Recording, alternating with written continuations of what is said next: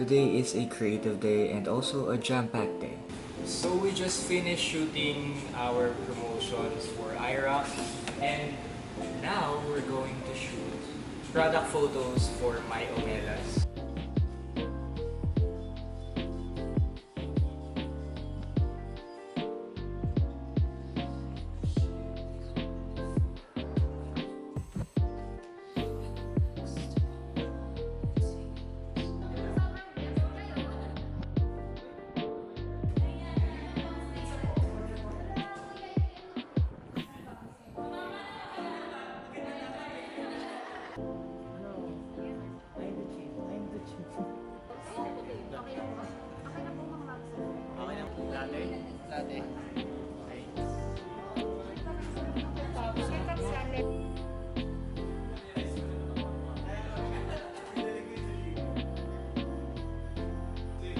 In your heart, which is none other than our Lord.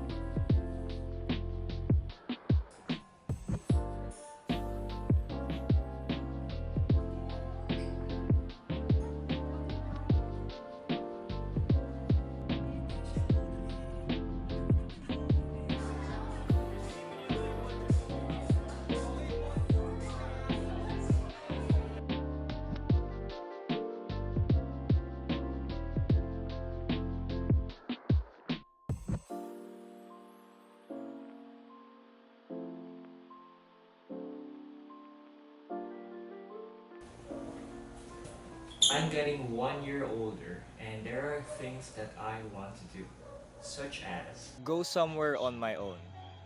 That's why I'm here in La Union. Blame me and my impulsiveness for that. Take a day off from social media.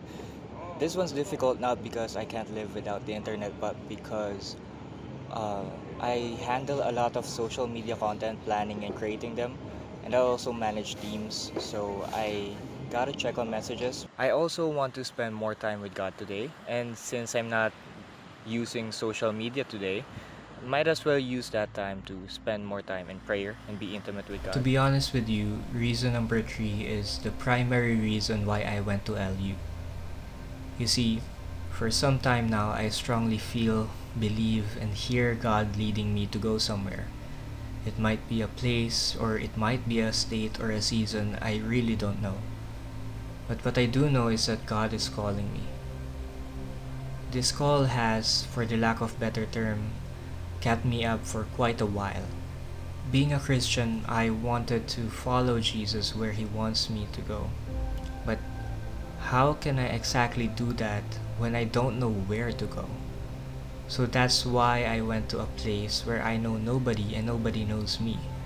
I went there to be isolated and to just focus on me and God and ask Him, Lord, where? I knew I couldn't ever fully comprehend His entire plan for my life, so I asked God for just the next step. Should I go to the left or to the right? That's all I wanted to know. I have followed my own path before, and I knew full well that that doesn't go well when God didn't establish the steps I take. That's why this time, with this heavy of a calling, I wanted to be sure that I was taking the right steps. I kept asking Jesus over and over the same question, Lord, where? Many things came to my mind as I was asking this question. I was reminded of all the prophecies I received about my life and ministry, and I wondered if this was that call. My head went back and forth, trying to figure out what this call was, but I couldn't. When night came, I just looked up at the stars and asked God the same question. This time He spoke. He reminded me of the phrase, as numerous as the stars in the sky. I was amazed at first because I heard God clearly, but I became more puzzled. I asked for a direction, and what I got isn't exactly a direction. To this day, I still don't know what that meant. Who knows? Maybe when I look back at this video someday, I'll know what he meant by this. On the second day, I still had the same question. Same question left unanswered. I was sitting by the beach that time and God directed me to the waves. And after that, He directed me to the wet sand made smooth by the crashing waves. I wondered why I needed to look at these things, and then I realized this. LU was famous for surfing. And surfing is considered an extreme sport because of the waves. Waves are actually a dangerous force. The wet part of sand looks smooth and perfect because these dangerous forces of waves crashed on them and refined them. Learning that is when I realized that God is telling me that there needs to be a season of refinement through breaking before I could go to where He is calling me. It has been months since my trip to LU, and I can tell you now that this breaking and refining season has started in my life. Jesus led me to Bible classes and to more faith-stretching experiences. I am in a season where a lot of my old self needs to be shed. I'm in a season where I'm struggling internally because what needs to be gone is being let go. As weird as it is to say, I'm being broken apart. And that's okay. I guess God really did answer my question in LU.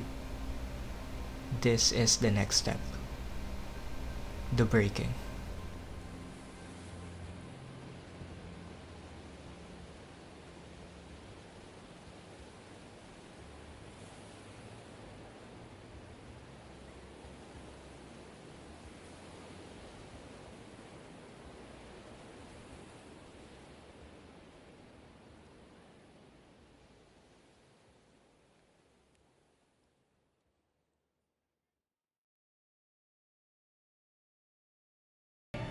Bakit namin 40? Sabihin mo, 2! 40! 2! Bakit kayo? 2! 40! 2! Sabi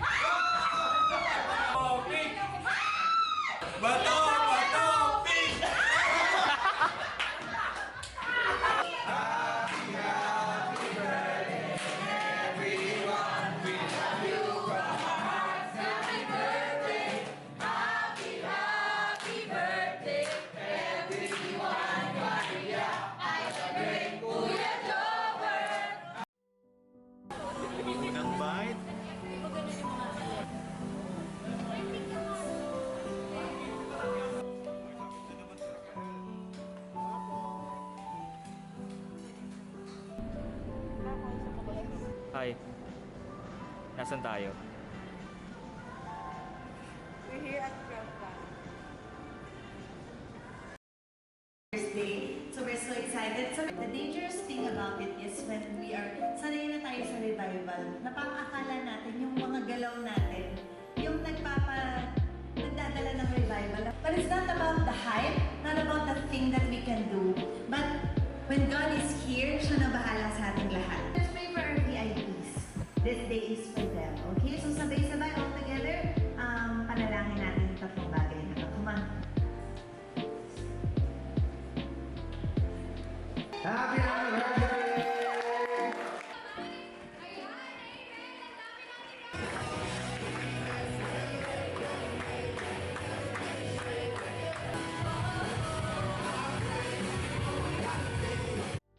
Sa mga nag-celebrate pa, kasi Ate Mai mo, andito na ba si Ate Mai?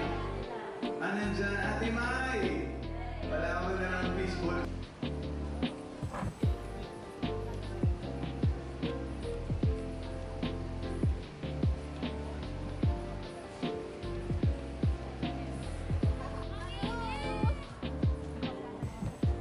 Ate Ira's birthday.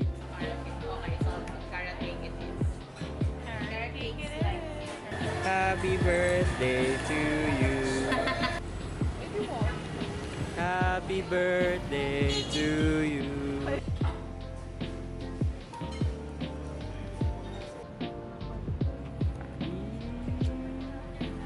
Happy birthday to you. Inanta ka din, oh.